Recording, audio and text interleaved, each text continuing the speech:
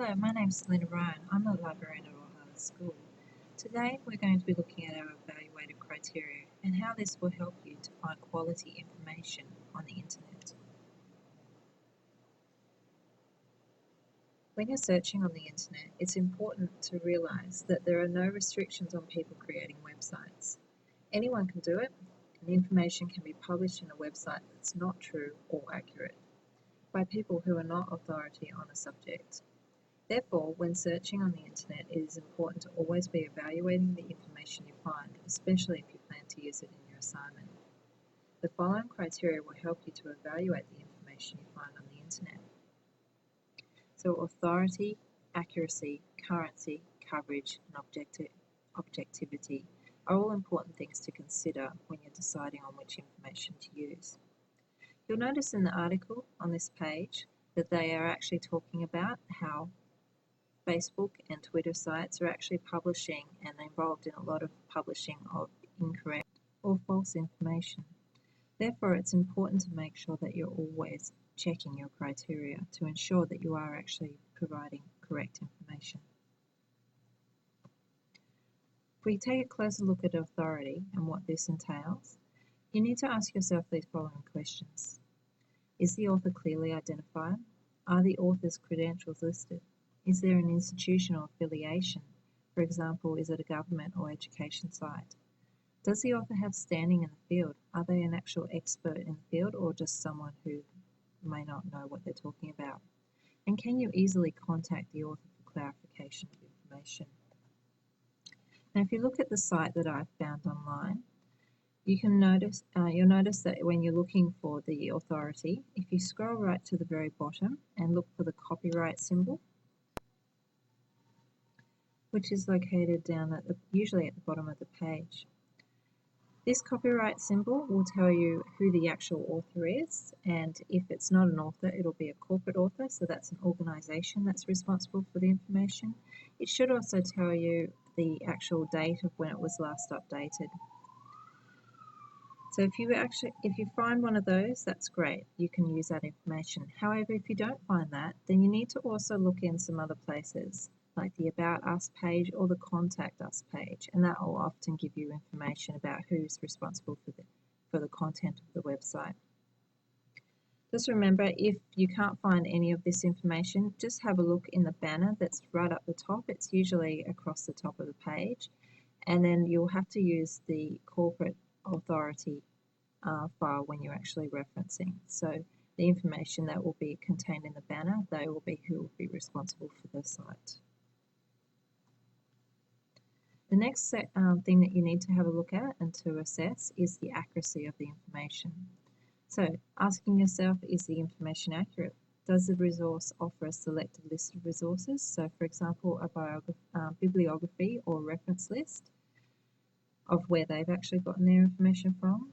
Is the source of information clearly stated? So have they actually referenced in their works and stated who the actual information is coming from? Is there an explanation of the research method used to gather the data? So if we look a little bit more deeply, if you have a look for accuracy, one of the really good ways of being able to ascertain whether information is correct or not is by using the triangulation method. This is where you actually go and try to find two other websites that actually say the same thing. So they actually can verify the information that you found on this first site. If you can't find two sites, so for example, if you actually went and tried to look up dihydrogen monoxide and looked to see what that actually was and compared it to the information that was in this site, you'd probably find that there is a great variance in what is actually being said between this site and what other sites are saying. So have a go at doing this by all means and just check it out. So find two other sites that are also about dihydrogen monoxide, and you can easily do this just by copying the words dihydrogen monoxide into Google and doing a search. Another way that you can also verify this information is also by looking at their bibliography or their reference lists that they've provided, and it usually will show other sites that they have researched, other books that they've read that contain this information. The next thing we need to think about is currency. So is the resource current? What was the resource updated recently? And if it's a website, are the links kept up to date? That's usually a good indication of how current something is. So if we have a look here again, we go to the bottom of our page and we look down here, we can actually see that it was last updated in November the 12th, 2014. So we know that this site is fairly current. A rule of thumb that I will always use is, especially if it's factual information about science and technologies and things like that, is to try not to use any sites that are older than 10 years. Information changes really quickly, especially on the internet, so there's really no excuse for being able or having to use old information. So try to make sure that you're always using the most current information as possible.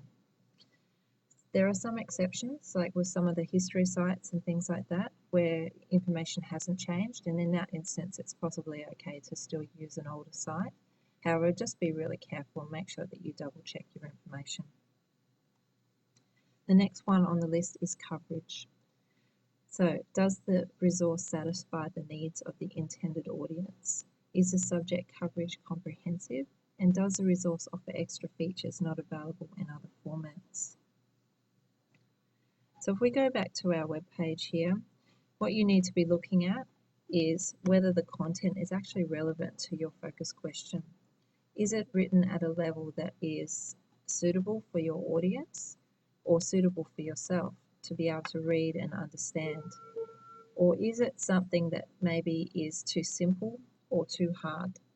And in that instance, it might be better to find a different resource. A way to check to see if a resource is too hard for you is to have a look and have a read through the information there, and if there are more than 5 words that you don't understand on that page, then it might be worthwhile trying to find a different site and different information that's maybe easier to understand. The last is objectivity. So this is basically outlining what the purpose of the site is. So is the purpose of the resource clearly stated? So is it to inform you or is it to persuade you? Is the information partially presented? So have they left out crucial bits of information? And is the sponsorship acknowledged? So if we look at this site again, what you need to be thinking about is this site offering all the different sides of the argument? So are they showing all the different elements that make up what they're talking about, or have they left bits out? We'll also look at the language that's used in the site. We all know about persuasive language that we would use if we were trying to convince someone to do something. So think about the language that's being used in this site and think carefully about it. Are they trying to sell you something, or is the site sponsored by a competitor? And in that case, are they trying to make this product or information sound like it's not as good as what maybe it is? So that's everything that you need to be considering when you're evaluating websites. I hope this helps. If you have any problems, please come and see the library. Thank you.